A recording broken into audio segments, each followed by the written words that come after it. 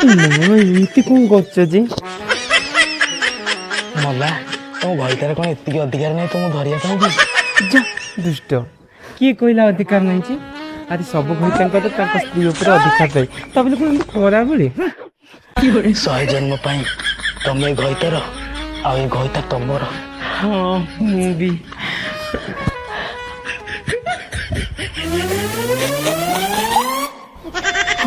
ଘଇତା? ହଁ ଘଇତା ପା। ଇଏ ଘଇତା? ହଁ ମୁଁ ପା ତମ ଘଇତା। ଆରେ ମୋ ଘଇତା ତ ଇଏ ଘଇତା ପୁଣି କିଏ? ମୁଁ ପା ତମ ଘଇତା। ଜୋଇ?